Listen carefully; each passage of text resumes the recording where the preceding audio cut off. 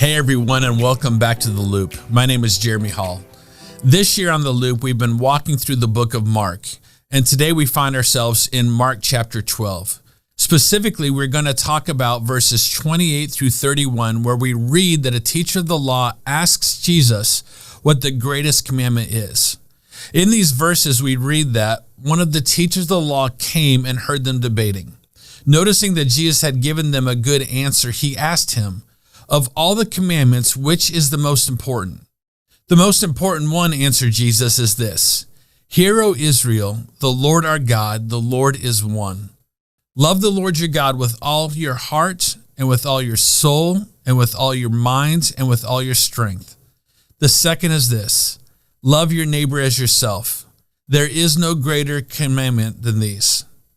Now, Mark, the man who wrote this book, seems to suggest that the question asked by the teacher of the law, in contrast to the many that had been asked by the other teachers of the law, was really a sincere one. See, this teacher had been impressed by Jesus' answer to previous questions, so he wanted to hear what Jesus had to say concerning which commandment is the greatest. And Jesus responded by quoting two passages from the Old Testament.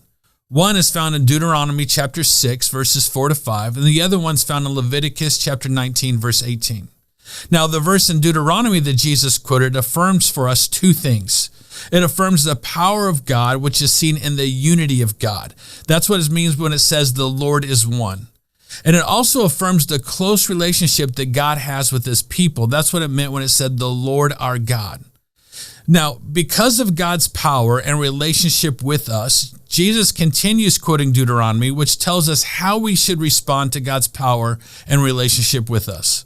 Jesus calls us to love God with all of our heart, with all of our soul, with all of our minds, and with all of our strength.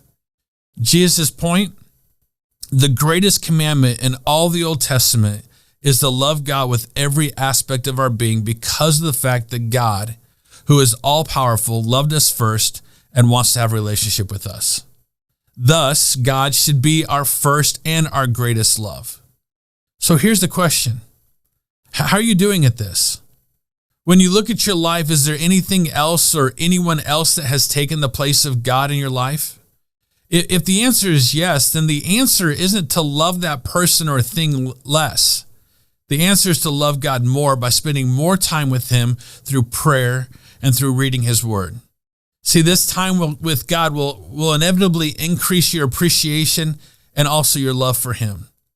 But Jesus didn't stop there in his answer. He continued by saying that there's a second great commandment.